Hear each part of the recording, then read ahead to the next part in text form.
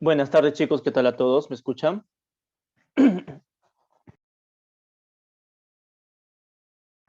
Sí, profe, buenos días.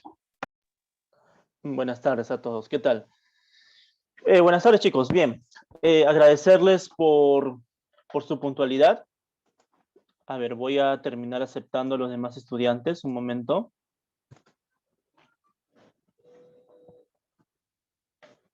Ya. Ok.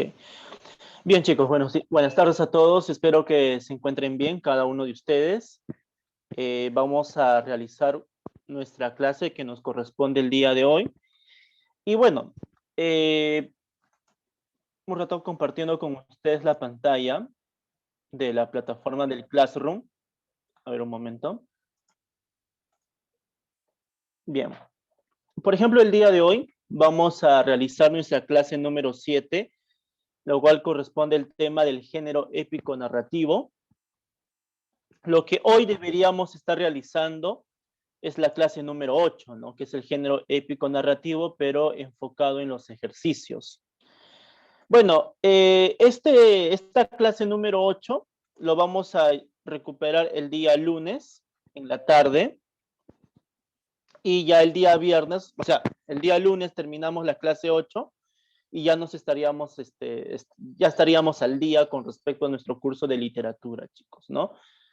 Hoy día hacemos la clase número 7, el día lunes hacemos la clase número 8 y así el viernes que viene nos toca nuestra clase número 9 y estamos completamente al día.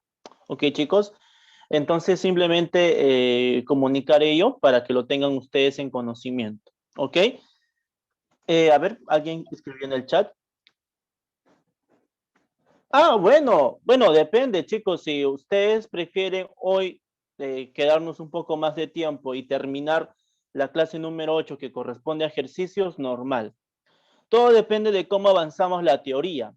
Sí, todo va a depender de cómo avanzamos la teoría, chicos, porque la teoría del género épico narrativo no es complicada, pero hay muchas cositas que debemos mencionar, ¿ok? Pero ya de ustedes depende, chicos, ¿no? Si hoy lo terminamos todo o si lo pasamos para el día lunes, ¿no? Entonces no habría ningún problema. Ustedes me avisan. Cuando termine la clase número 7, me dicen, chicos, nos quedamos, profesor, un poco más para terminar la clase 8, o ya me dicen ustedes si lo continuamos el día lunes. ¿Ok? Entonces, chicos, eso sería, ya estaríamos al día. Obviamente a ustedes les aparecía, ¿no? El profesor subió una nueva clase, pero ustedes miran, pero no hemos hecho esa clase, ¿no? Entonces, esto es un indicio de que tenemos que regularizarnos, ¿no? Yo ya tengo, o sea, aquí anotado cuál va a ser la clase número 9, yo ya tengo cuál va a ser la clase número 10, ¿no? Por ejemplo, la clase número 10 nos debería tocar el 4 de junio, ¿no? Yo ya tengo toda una cantidad de temas, la clase 11, la clase 12, la 13, la 14, ¿no? Para tener en cuenta cómo vamos a trabajar nosotros, ¿no? Ya claro, ¿no? Todo ya está fríamente calculado, ¿no?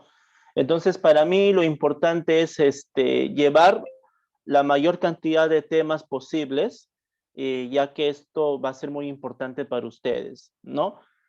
Por ejemplo, algunos estudiantes que han estado desde el año pasado se habrán dado cuenta que estamos trabajando de una manera muy diferente, ¿no? En literatura el año pasado lo que yo hice es manejar los temas clásicos, ¿no?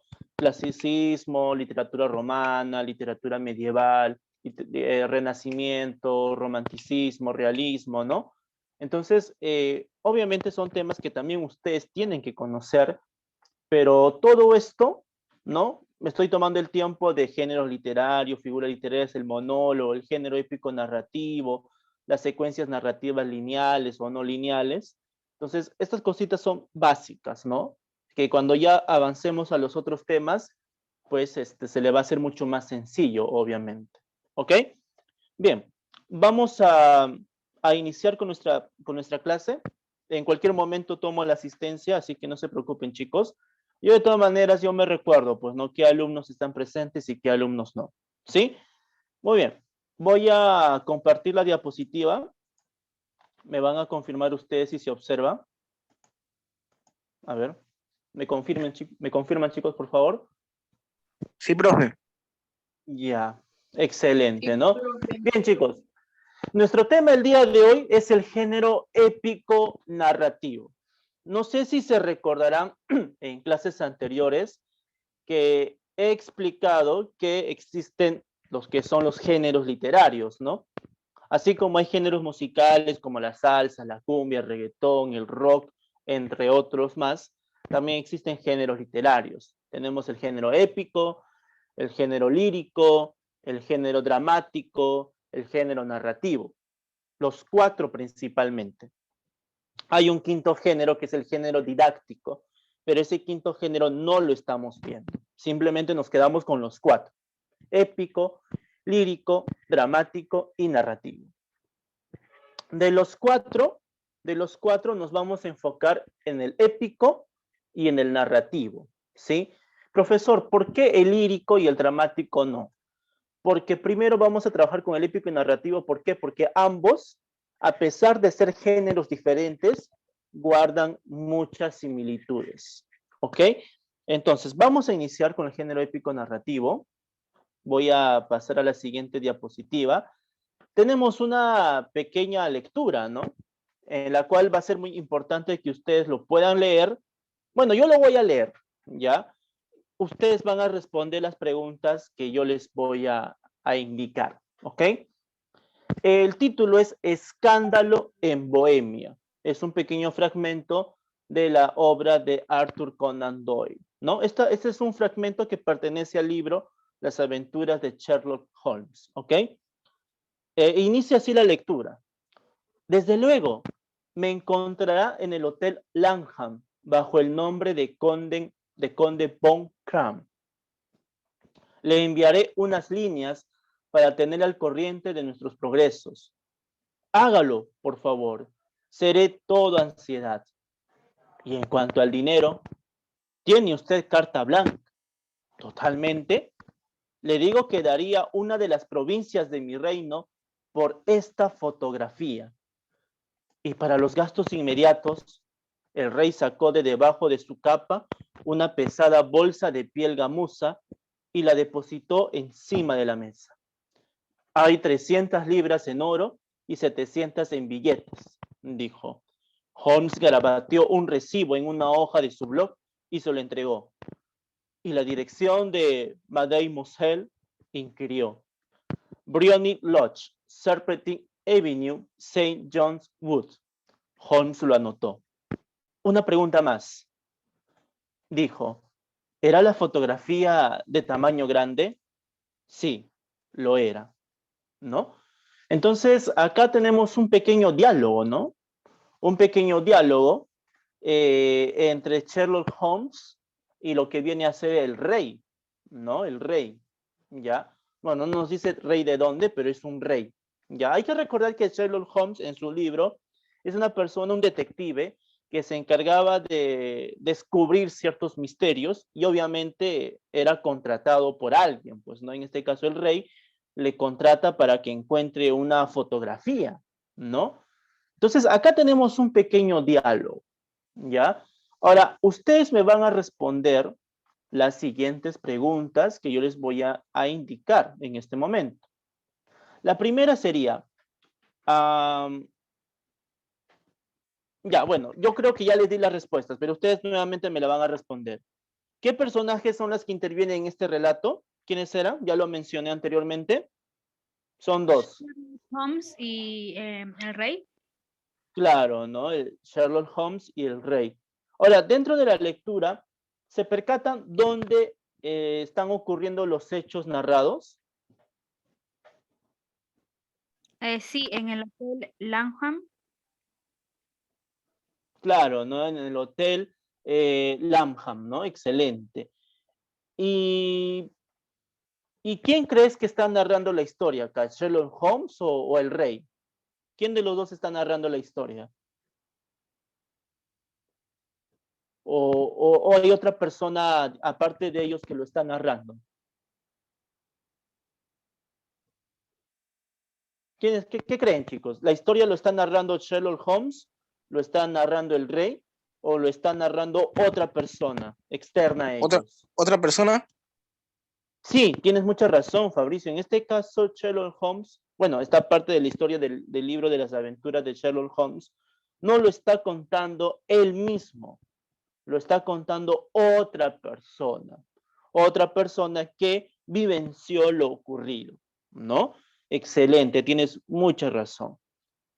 Algo importante de esto, chicos, es que si bien el texto que tenemos nosotros y si bien encontramos un diálogo en esta historia, eh, no sé si se recordarán en el género dramático, les dije, ¿no? Una característica del género dramático es que vamos a encontrar la presencia de diálogos, ¿no?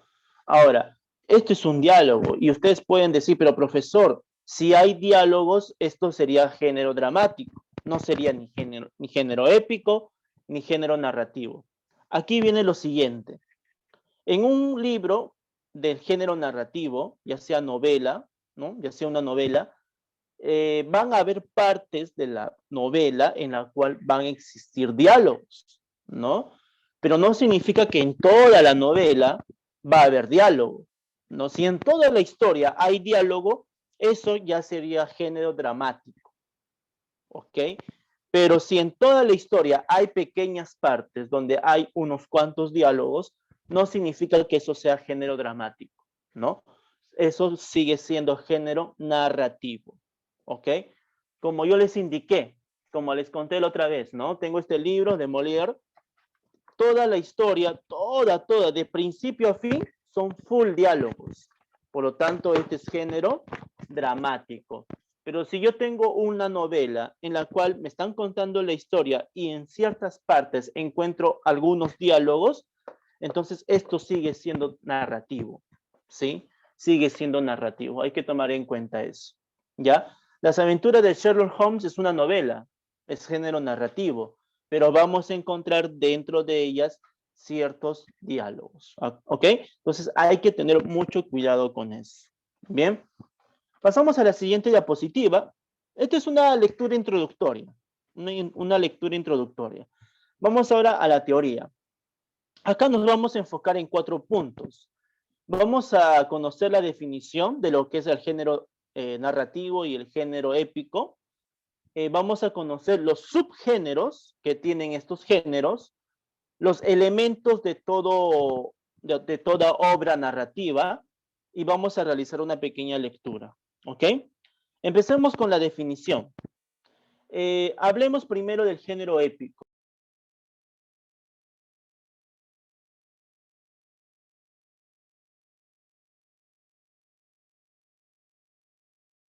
Ya, perdón chicos, estaba entrando una llamada. A ver, un momentito. Ya. Alexandro Salas, ¿puedes leer por favor el género épico? Esa diapositiva, por favor.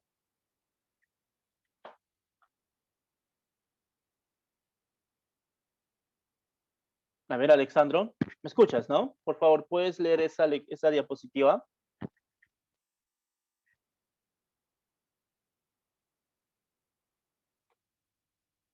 Bueno, si no me escuchas, Alexandro, Chantal Infante, por favor, ¿puedes leer esa diapositiva? Profe. Es el género más antiguo y desarrollado por diversas culturas. Se expresa hechos grandiosos, protagonizados por dioses, semidioses o héroes. Se manifiesta en verso al igual que la lírica. Ya, muy bien. El género épico viene a ser uno de los géneros más antiguos que va a existir, ¿ok? Y dentro de este género vamos a encontrar una gran cantidad de historias en la cual nos van a mostrar hechos espectaculares, hechos grandiosos, y que van a tener como personajes a diversos dioses, semidioses o héroes, ¿no? Y también vamos a encontrar, pues, una serie de elementos fantásticos, ¿no? Por ejemplo, en la imagen he puesto, he puesto 2 imágenes, ¿no? La primera en la cual observamos a un hombre fornido, ¿no? Alto, sosteniendo un rayo en su mano, viene a ser la representación de un dios, ¿no? ¿De qué dios sería en este caso, chicos? A ver, esa Zeus. imagen aquí, claro, excelente, ¿no? A Zeus, ¿no? Zeus. A Zeus. Y a su costado, ¿no? Tenemos una imagen, ¿no? De un pequeño animal que cuenta con 3 cabezas de perro, ¿no? ¿A qué animal se refieren? A ver si lo conocen. Cerbero. Claro, al cancerbero, ¿no? Estos son personajes que encontramos en estas historias mitológicas, ¿no? De Grecia, por ejemplo, ¿no? Entonces, estas historias antiguas, ¿no? De Grecia, donde encontramos dioses, personajes así sobrenaturales como Cancerbero, ¿no? La Medusa, semidioses como Aquiles, Perseo, Hércules. Entonces, estas historias lo vamos a encontrar en el género épico y son muy antiguas, son muy antiguas. Ahora, no solamente las griegas, también las romanas, las aztecas, las egipcias, las fenicias, las hebreas, ¿no? Es parte del género épico, son historias grandiosas. Vamos a encontrar dioses, semidioses, héroes, ¿ok?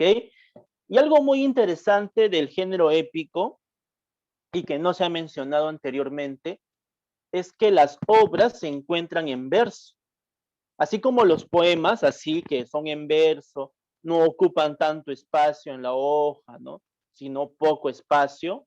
Ya, el género épico también narra la historia en verso, no en prosa, no ocupa todo el espacio de la hoja, ¿sí? Ahora, por ejemplo, los poemas, ¿no? Los poemas que se encuentran en verso, el autor expresa sus sentimientos.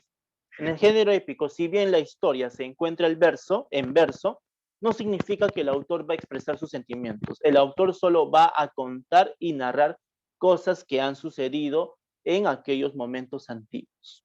¿Ok? Entonces, eso es el género épico. ¿Qué vendría a ser el género narrativo? A ver, le voy a pedir por favor a Fabricio Briones que lo lea, por favor. Ya, profe.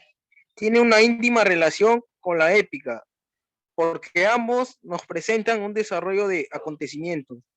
Son analizados como distintos géneros. La épica como clásica, el narrativo como moderno. La narrativa se encuentra principalmente en prosa. Ya, excelente, muy bien. Exacto, chicos, el género narrativo tiene una relación con la épica, o sea, se parecen mucho, pero va a existir una pequeña diferencia en que el género épico vienen a ser historias clásicas, antiguas, y el género narrativo vienen a ser historias más modernas, ¿no? O contemporáneas. O sea, va a existir esa diferencia. Si son antiguas, épicas. Si son modernas, narrativo. ¿Ok? Y otra característica del género narrativo es que estas historias se van a encontrar en prosa. O sea, el texto va de principio a fin de la hoja. ¿Ya? A diferencia del verso, que es una pequeña parte del espacio de la hoja, ¿no? Entonces ahí vamos a encontrar esa diferencia, ¿no? Por ejemplo, al costado puse una icónica imagen que hace alusión a una de las obras más importantes de la literatura española, ¿no? Que viene a ser Don Quijote de la Mancha, ¿no? En la imagen tenemos a Don Quijote y a su famoso caballo, ¿no? Que también aparece en la obra. Muy bien, Rocinante, ya me estaba olvidando el nombre del caballo. El caballo se llama Rocinante. Bien, ¿qué subgéneros encontramos dentro de estos géneros épicos y narrativos? Bien, vamos a conocer estos 3 primeros en particular.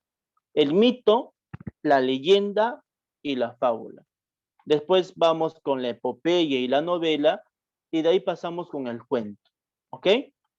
Le pido por favor a Miluska que lea esa diapositiva, por favor.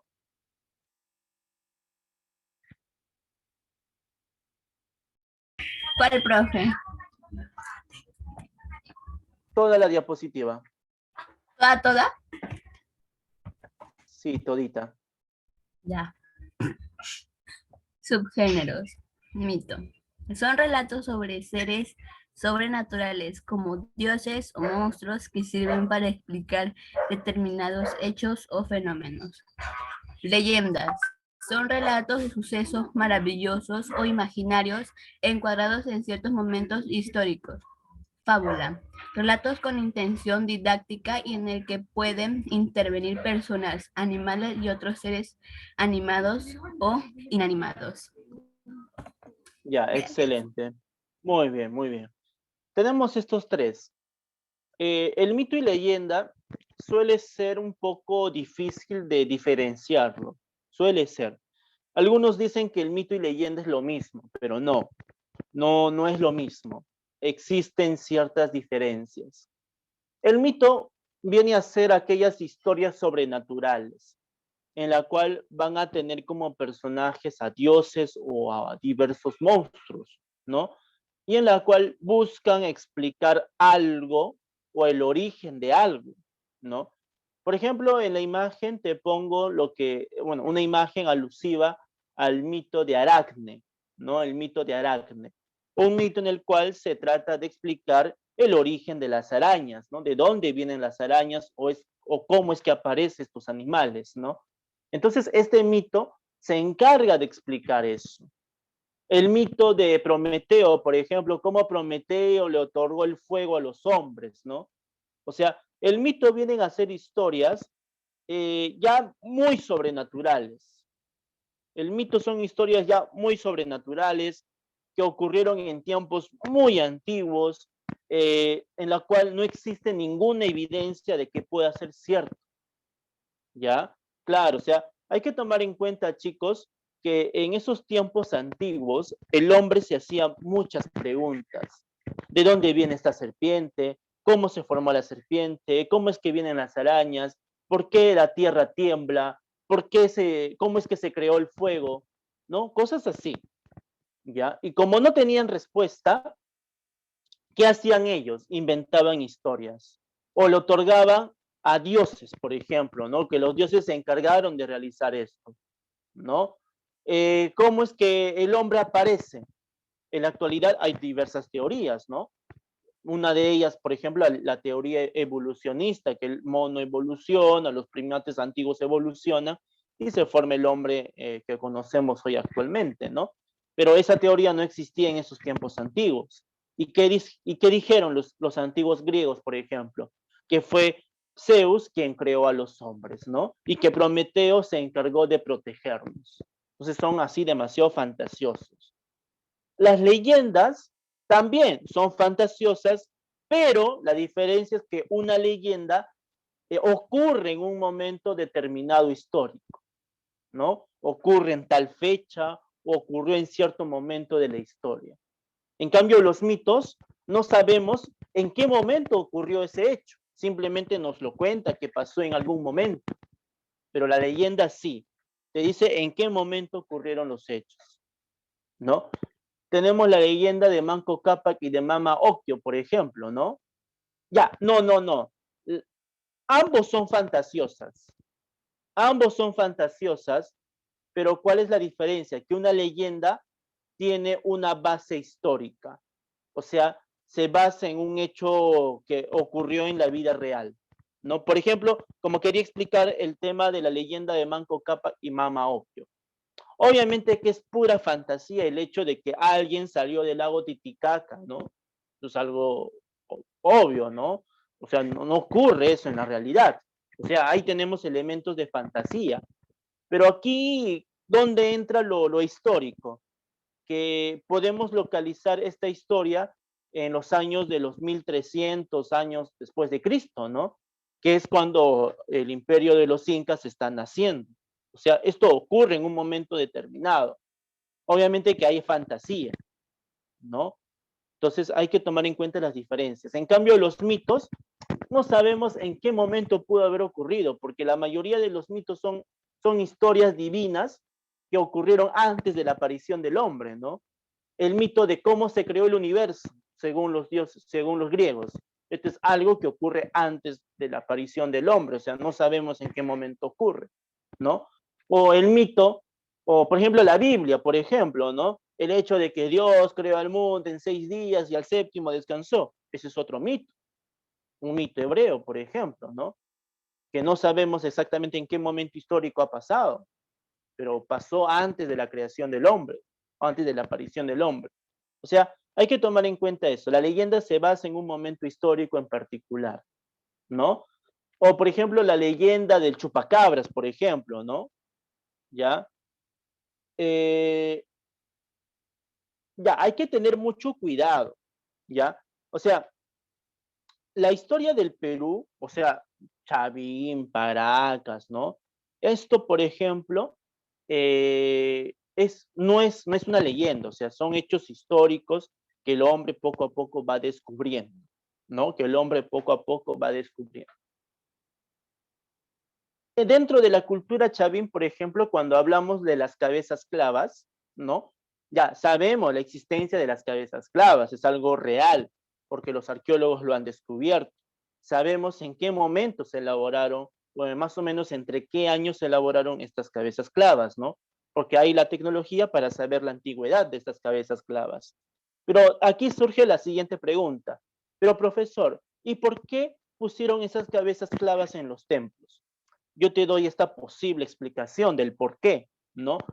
Porque ellos querían imponer el miedo en la población para que no se acerquen pues a los templos sagrados. E inclusive se dice que esas cabezas clavas pertenecen al rostro de los enemigos que los chavín derrotaron en algún momento y que lo elaboraron y que copiaron el rostro de manera exagerada para impartir el miedo.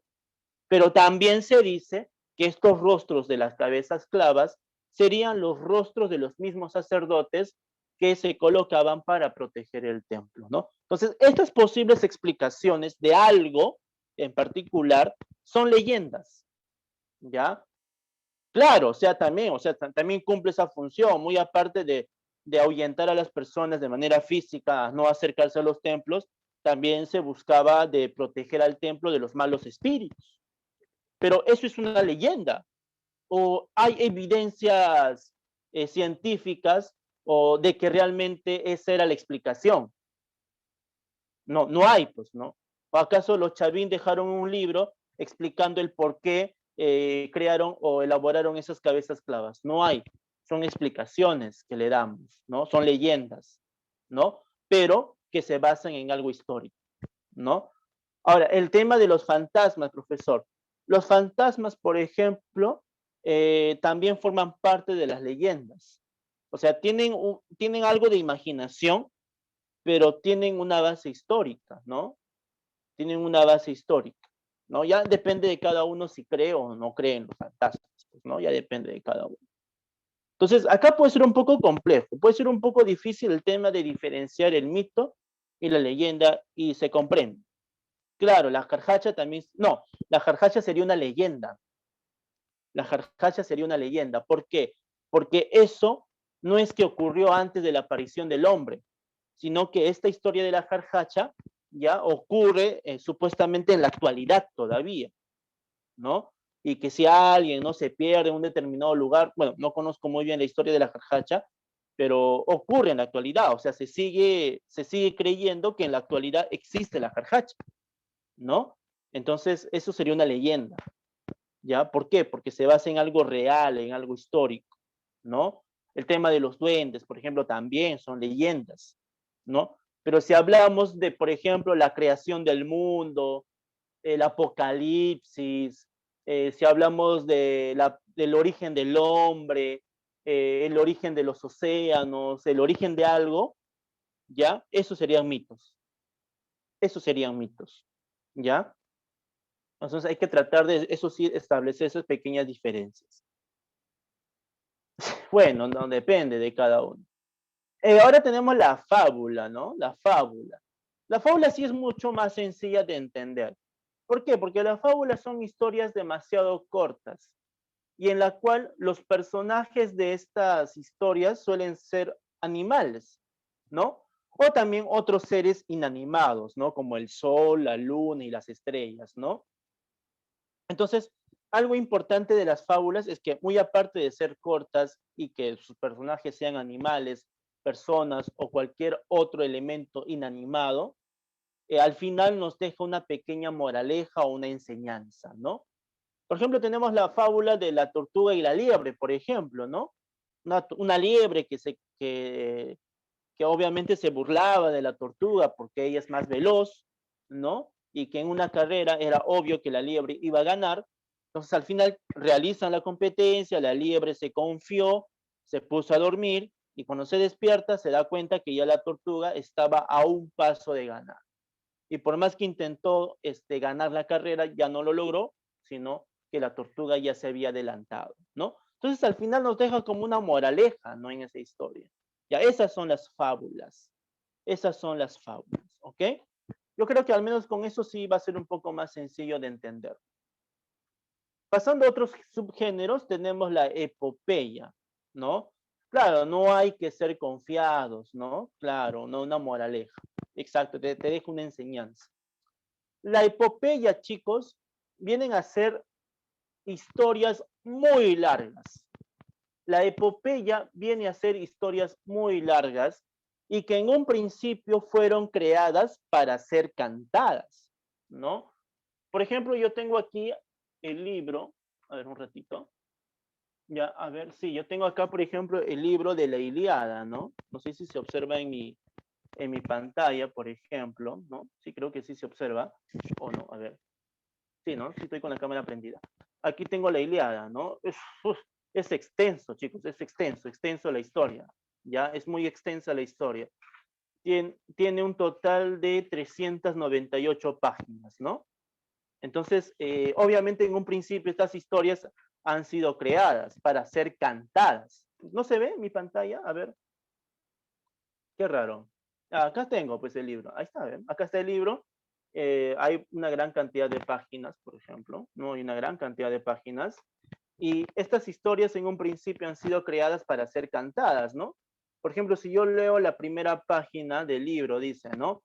Canta Dios a la cólera de Aquiles, hijo de Peleo, funesta para los griegos y causa para ellos de males sin cuento, llevándose al Hades a muchas almas de héroes valerosos, cuyos cuerpos fueron pasto de los perros y rapiñas de las aves, desde el día en que por voluntad de Zeus disputaron el Átrida, rey de hombres, y el divino Aquiles, separándose luego, ¿no? Entonces, esto eran historias que estaban destinadas a ser cantadas, ¿no? Ya, ahora mira, en Grecia habían poetas que se dedicaban a cantar estas 300 páginas todos los días, ¿ah? Estos eran conocidos los famosos aedos, ¿sí? Aedos. Los aedos todos los días cantaba la Ilíada, ¿ya? Y de memoria, mira, ustedes a las justas se aprenden su número telefónico de memoria, a las justas se aprenden unas cuantas páginas para el examen. Imagínate a estos antiguos griegos aprenderse 300 páginas y cantarlas todos los días. Imagínate, ¿no? Y de memoria, ¿ya? Entonces, eso eran los famosos aedos, ¿no? En un principio estaban destinadas a ser cantadas, ¿no? Ya, a ver. Ya, muy bien, gracias, Jorge, gracias.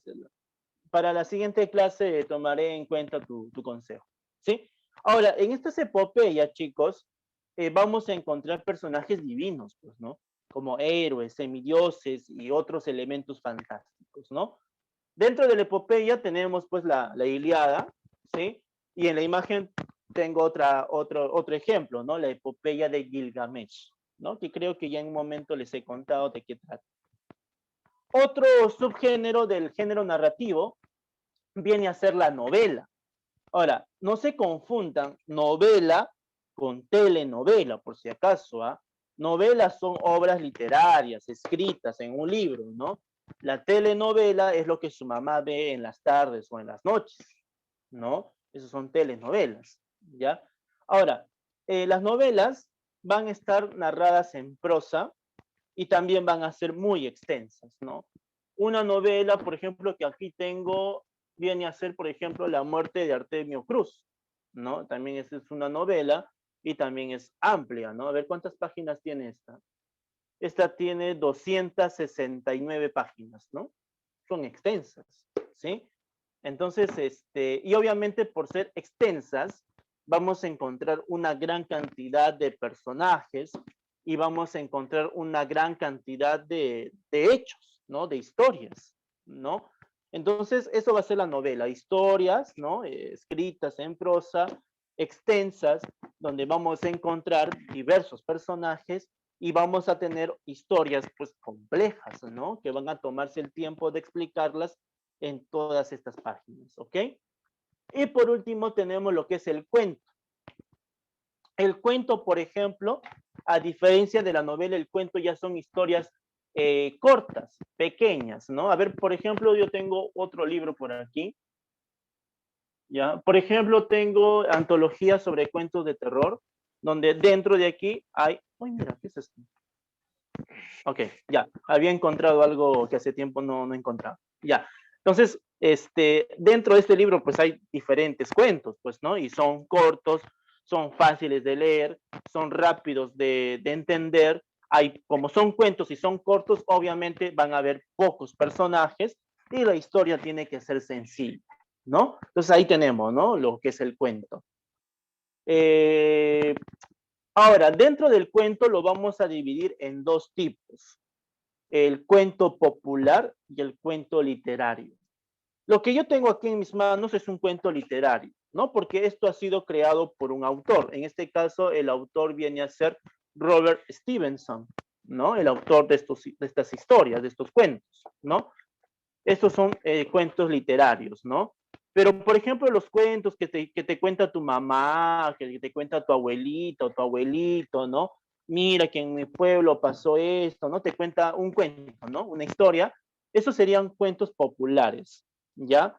¿Por qué son cuentos populares? Porque no pertenecen a una obra literaria y en su mayoría suelen ser cuentos que no tienen un autor fijo.